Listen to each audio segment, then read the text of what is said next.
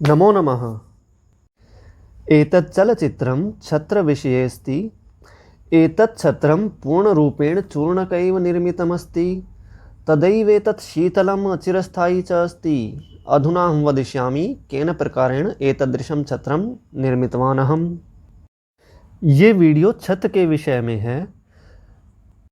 ये छत पूर्ण रूप से चूने में बनाई गई है, इसलिए ही यह अति शीतल और चिरस्थायी है।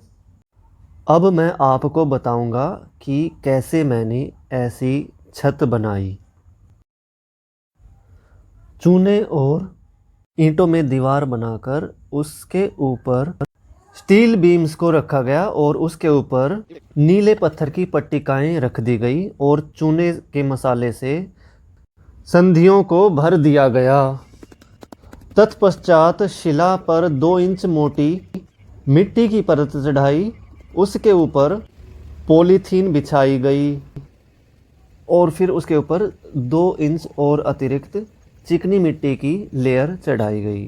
चिकनी मिट्टी का पार्टिकल साइज 5 माइक्रोमीटर से भी छोटा होता है, जिसको हम नग्न आँखों से नहीं देख सकते। It is microscopic. तो चिकनी मिट्टी शीतल होने के साथ साथ श्लेष्मक भी होती है, अर्थात चिपक जाती है। क्योंकि छोटा पार्टिकल साइज है तो उसके मध्य में आकाश तत्व बहुत कम होगा। अत्यंत अल्प आकाश तत्व के कारण इसके पार्टिकल्स में वांडरवाल फोर्सेस अधिक होंगी।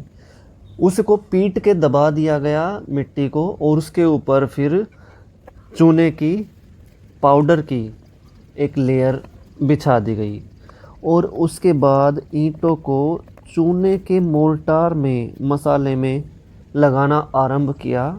इसका जो मोर्टार है ये वही सेम मोर्टार है, हर स्थान पर यही प्रयोग होता है अब तक जहाँ भी मैंने प्रयोग किया है। इसमें 3 भाग बदरपुर के या स्टोन डस्ट के और 1 भाग चूने का मिलाकर तैयार किया जाता है। ऐसा क्या है जो इस छत को सुपर कूल बनाता है, अति शीतल बनाता है? सबसे अधिक शीतल जो वस्तु है वो है चिकनी मिट्टी। चिकनी मिट्टी जोहड़ से प्राप्त होती है। जोहड़ में जल होता है और उसकी तली में ये मिट्टी होती है। चाहे कोई औषधि हो या कोई भी प्राकृतिक वस्तु जो जल में रहती है वो शीतल होती है। जैसे सिंघाड़ा, वाटर कैल्ट्रोप्स, जैसे कि कमल, और कोई भी औषधि या कोई ड्राई फ्रूट जैसे बादाम, उसको जल में हम भिगो देते हैं तो उसकी जो पित्त प्रकृति है वो कम हो जाती है और वो शीतल हो जाता है। तो जल में जो भी उत्पन्न होता है या रहता है, जलमग्न रहता है, वो शीतल होता है। जोहड़ हमने समाप्त कर दिए, ऐसे ऐसे नगर बसा दिए जहाँ केवल प्रदूषण है, तो हमें जोहड़ का नहीं पता क्या होता है। क्या घर शीतल भी हो सकता है? बिना एसी के या बिना पंखे के भी रह सकते हैं, ऐसा भेद ही नहीं आज की जनरेशन को। दूसरी वस्तु जो इसको अति शीतल बनाती है वो है चूर्णकम, चूना। क्योंकि चूना वातावरण से धीरे धीरे कार्बन डाइऑक्साइड को अवशोषित करता रहता है और ऊष्मा को भी अवशोषित करता है। जब हम क्विक लाइम को वाटर में सबमर्ज कर देते हैं तो हाइड्रेशन रिएक्शन के दौरान हीट निकलती है। अब उस CaO कैल्शियम ऑक्साइड को, जो कि अब कैल्शियम हाइड्रोक्साइड बन चुका है, मोर्टार में यूज़ कर लेते हैं तो फिर वो CO2 और हीट को वापस एब्जॉर्ब करता रहता है, इसलिए वो शीतल है। जो फिल्म एक लेयर मैंने चूने की पाउडर की चढ़ाई थी वो इसलिए ताकि ये वाटरप्रूफ बन सके और इसकी जो शीतलता का गुण है वो भी प्राप्त हो सके छत्र को। और तीसरी वस्तु जो शीतल बनाती है वो है ये ईंट, टेराकोटा, मिट्टी को पकाकर बनाई गई ईंट। ये वही मिट्टी है, चिकनी मिट्टी, जिससे ये ईंट बनी होती है। तो इसका भी गुण शीतलता है, इसकी पोरोसिटी के कारण। और चूने के मसाले को बनाने में जो बदरपुर का प्रयोग किया है वो इसको पोरोसिटी देता है। ये रूफ का टाइप 1 है, और भी बहुत सारे टाइप्स हैं जो समय समय पर मैं बनाकर अपलोड करता रहूँगा। तो इस प्रकार ये चहका इसका बिछाकर, यानी कि ईंटों को लगाकर चूने के मसाले में फर्श पूरा हो गया। उसके ऊपर फिर प्लास्टर किया गया सेम मोर्टार में। सबसे पहले मुंडेर पे प्लास्टर किया गया और उसके बाद शेष जो छत है उसके ऊपर प्लास्टर इसी मसाले में कर दिया गया और ये अति शीतल सुपर कूल छत तैयार हो गई।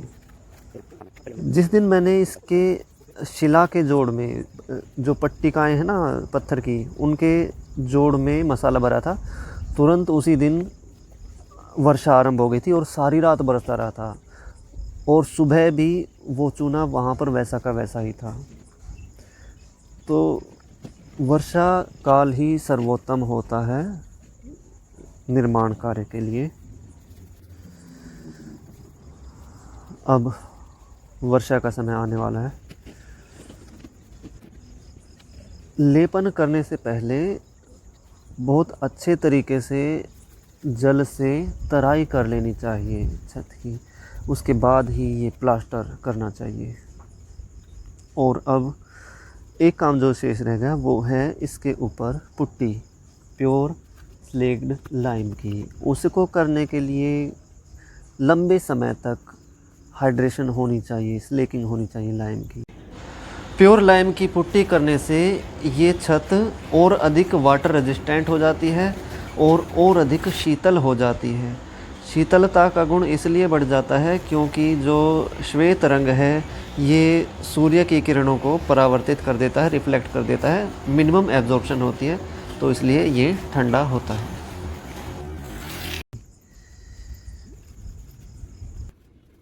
आप सबसे मेरा यही निवेदन है कि पाश्चात्य सभ्यता का दासत्व त्याग दें, अपनी चेतना का स्तर बढ़ाएं और कोई भी कार्य करने से पहले ये सोचें कि क्या ये जो मैं कर रहा हूँ ये उचित है या नहीं। धन्यवाद। वंदे मातरम। पूर्णमदः पूर्णमिदं पूर्णात् पूर्णमुदच्यते पूर्णस्य पूर्णमादाय पूर्णमेवावशिष्यते।